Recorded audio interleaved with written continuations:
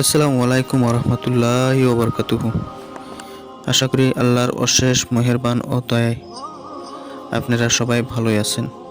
মা বাবার সঙ্গে ভালো ব্যবহার করা মহান আল্লাহ তাআলার নির্দেশ।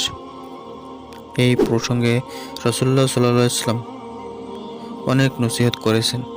তবে মা বাবার মর্যাদা কত বেশি তা বুঝতে একটি হাদিসেই যথেষ্ট। কি বলা হয়েছে সেই হাদিসে? হযরত আব্দুল্লাহ ইবনে আমর রাদিয়াল্লাহু আনহু রাসূলুল্লাহ সাল্লাল্লাহু আলাইহি ওয়াসাল্লাম থেকে বর্ণিত যে জন্মদাতা মা বাবার সন্তুষ্টিতে আল্লাহর সন্তুষ্টি, আর জন্মদাতা মা বাবার অসন্তুষ্টিতে আল্লাহর অসন্তুষ্টি। হাদিসটি ছোট্ট হলেও এর মর্মার্থ অনেক ব্যাপক। সারা দুনিয়ার জয় জয়কার থাকলেও বাবা মা যদি অসন্তুষ্ট থাকেন তবে সব জয় জয়কারই ব্যর্থ। কেননা মা বাবার সন্তুষ্টিতে রয়েছে প্রকৃত জয়। বর্তমান সময়ে পত্র পত্রিকা, অনলাইন ও ইলেকট্রনিক্স মিডিয়ার দিকে তাকালে দেখা যায় যে সন্তানকৃত মা বাবার নির্যাতন ভোগ করার খবর। অথচ মা বাবার সন্তুষ্টির মধ্যেই নিহত রয়েছে আল্লাহর সন্তুষ্টি, যা হাদিসের দ্বারা প্রমাণিত।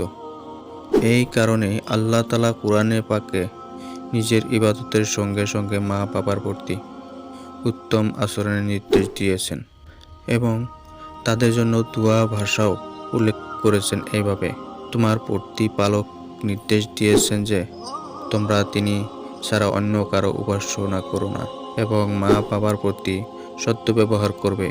তাদের একজন অথবা উভয়ের তোমরা জীবদ্দশায় বার্ধক্য উপনীত হলে তাদেরকে উফ বলো না এবং তাদেরকে ভর্ৎসনা করো না, বরং তাদের সাথে বলো সম্মানসূচক নম্র কথা।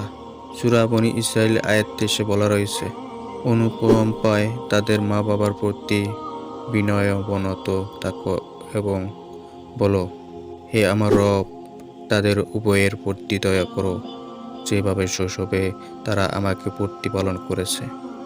সুতরাং মুমিন মুসলমানের উচিত মা বাবার সন্তুষ্টির জন্য মন খুলে তাদেরকে খেদমত করা, তাদের সঙ্গে উত্তম আচরণ করা, তাদের পাশে থেকে সাহস জোগানো, তাদের সার্বিকভাবে আনন্দ দেওয়া।